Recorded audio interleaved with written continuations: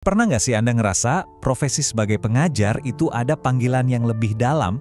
Kalau Anda merasa siap untuk beralih dari yang tadinya sekedar mentransfer ilmu jadi sosok yang benar-benar menyentuh kehidupan murid, nah pembahasan kali ini pas banget buat Anda. Kita akan mengupas tuntas cara menjadi pendidik sejati dengan memperluas kapasitas batin kita sendiri. Oke, kita mulai dari sini ya. Bedanya apa sih? Di satu sisi ada pengajar, fokusnya transfer ilmu, nilai ujian harus bagus. Tapi di sisi lain ada pendidik sejati, misinya wah jauh lebih dalam, yaitu menyentuh jiwa dan membangkitkan potensi setiap anak, nggak peduli apapun kondisinya. Ini bukan sekedar ganti metode ngajar loh, ini perubahan total dari peran yang sifatnya transaksional menjadi transformasional. Nah, sekarang yuk kita ambil jeda sejenak buat refleksi. Coba deh jujur sama diri sendiri. Kita lebih sering ada di posisi mana ya dalam spektrum ini? Ini bukan pertanyaan untuk menghakimi, sama sekali bukan. Anggap aja ini sebagai titik awal kita yang jujur untuk perjalanan kita bareng-bareng di kupasan kali ini. Kunci dari semua transformasi ini ada di sebuah konsep yang indah banget, yaitu wadah rejeki, atau bisa kita sebut juga cawan batin. Ini sama sekali bukan soal materi, tapi soal seberapa besar sih kapasitas kita buat menampung berkah-berkah yang nggak kelihatan, kayak kesabaran yang nggak ada habisnya pas ngadepin kelas yang super-duper menantang, atau empati tulus buat ngertiin anak yang lagi berjuang dalam diam. Dan inilah poin yang paling krusial. Kutipan ini seolah-olah nampar kita ya, bahwa yang sering jadi masalah itu bukan kurangnya berkah dari luar, tapi justru sempitnya cawan batin kita sendiri. Coba bayangin. Cawan kita kecil, mau dituangin air kesabaran segalon pun, ya pasti tumpah kemana-mana kan, sia-sia. Oke, jadi pertanyaannya sekarang, gimana dong caranya kita ngegedein cawan ini? Nah, jawabannya ada pada sebuah alat yang sangat praktis dan powerful, namanya peta kesadaran. Ini tuh kayak peta panduan yang nunjukin gimana level emosi kita secara langsung membentuk realitas kita terutama di dalam kelas. Nah, yang menarik banget dari sini adalah hubungannya itu langsung banget loh. Coba lihat ya. Saat kita beroperasi dari level emosi rendah kayak marah atau takut, misalnya pas kita lagi frustrasi karena murid nggak ngerti-ngerti, cawan batin kita itu secara otomatis menciut, jadi sempit. Sebaliknya, pas kita mampu naik ke level yang lebih tinggi kayak penerimaan, apalagi cinta, wih, cawan itu langsung melebar, memberi kita ruang yang jauh lebih lega untuk sabar dan paham. Analogi yang paling gampang tuh kayak frekuensi radio. Seorang pengajar seringkali nyiarin frekuensinya sendiri, misalnya frekuensi frustrasi, terus maksa murid buat nyari dan nyetel ke frekuensi itu. Pendidik sejati justru kebalikannya. Mereka dengan sadar jadi DJ buat emosi mereka sendiri. Mereka turunin dulu frekuensinya, nyamain sama frekuensi si anak, bangun koneksi, dan baru deh, setelah itu pelan-pelan si anak dibimbing buat naik ke frekuensi yang lebih tinggi. Keren kan? Oke, teorinya udah dapat ya. Sekarang kita masuk ke bagian yang paling penting, praktiknya. Gimana caranya kita bisa secara aktif memperlebar wadah batin kita ini setiap hari? Ada dua pilar utama yang jadi fondasinya. Dua pilar itu adalah kekuatan rasa syukur dan kekuatan untuk terus menambah nilai pada diri sendiri. Yuk kita bedah satu persatu. Pilar pertama adalah rasa syukur. Dan ini bukan sekedar ngomong terima kasih aja loh, tapi ini soal frekuensi.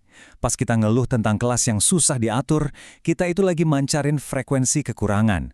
Tapi, coba kita putar cara pandangnya. Gimana kalau anak yang paling menantang sekalipun kita anggap sebagai guru yang diutus khusus untuk melatih kesabaran kita? Nah, saat kita bisa mikir kayak gitu, keajaiban terjadi. Cawan batin kita melebar seketika. Pilar kedua adalah komitmen buat terus tumbuh. Pendidik sejati itu nggak pernah ngerasa udah tamat belajarnya. Mereka secara proaktif terus nambah nilai diri, belajar psikologi anak, nyari metode baru buat anak berkebutuhan khusus, melatih empati. Ini bukan beban ya, tapi ini investasi langsung ke diri sendiri yang hasilnya adalah cawan batin yang makin hari makin luas. Yuk, sekarang kita bawa semua teori ini ke dalam sebuah skenario nyata yang penuh tekanan di dalam kelas. Karena disinilah kita benar-benar diuji. Coba bayangkan momen klasik ini, yang saya yakin kita semua pernah alami. Di tengah-tengah pelajaran, tiba-tiba seorang anak tantrum. Seluruh kelas berhenti, semua mata langsung tertuju ke Anda. Apa yang terjadi di detik berikutnya? Di momen sepersekian detik itu, kita punya dua pilihan jalur yang nyambung langsung ke peta kesadaran. Jalur pertama adalah reaksi. Kita kepancing, keseret masuk ke frekuensi rendah kemarahan di level 150. Jalur kedua adalah respons. Kita dengan sadar memilih untuk naik ke frekuensi penerimaan yang lebih tinggi, di level 350. Dan ini cara melakukannya. Penerimaan itu bukan pasrah loh ya, tapi sebuah proses aktif yang bisa dilatih. Pertama, jeda. Ciptakan 1 detik aja ruang antara pemicu dan tindakan Anda. Kedua, bernafas. Tarik nafas yang dalam untuk menenangkan sistem saraf. Baru yang ketiga, merespons. Nah sekarang, tindakan Anda datang dari tempat yang tenang dan bijaksana, bukan dari kepanikan. Pergeseran kecil ini, dari reaksi jadi respons, dampaknya itu ternyata melampaui dinding kelas loh. Ini secara langsung bisa membentuk reputasi, kepuasan kerja, dan bahkan pertumbuhan karir kita ke depannya. Kutipan ini benar-benar merangkum semuanya dengan sempurna. Saat fokus kita bergeser dari apa ya yang bisa saya dapetin, menjadi gimana ya caranya saya bisa melayani dengan lebih baik, kita itu memancarkan energi yang beda. Dan energi inilah yang secara alami akan menarik rasa hormat, kesempatan, dan kesuksesan lahiriah lainnya. Oke, sebagai penutup, mari kita kumpulkan semua ini menjadi langkah-langkah praktis yang bisa Anda mulai terapkan hari ini juga. Di luar kelas, coba deh atur frekuensi batin Anda dari pagi. Mulai dengan nulis 3 hal yang Anda syukuri. Ini simpel, tapi bisa mengubah getaran energi kita seharian. Ucapkan juga afirmasi positif yang mengubah cara kita memandang tantangan. Bukan sebagai masalah, tapi sebagai latihan untuk memperbesar cawan batin kita. Dan pas di dalam kelas, latih terus teknik 3 langkah tadi. Jeda, bernapas, merespons.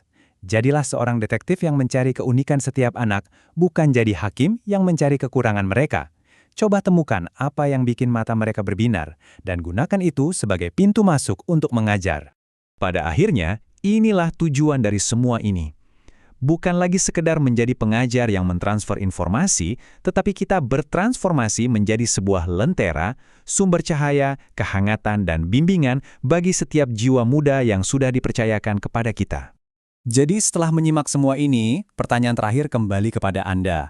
Apa satu tindakan kecil yang sangat mungkin dilakukan yang akan Anda ambil hari ini juga untuk memulai perjalanan memperluas cawan batin Anda?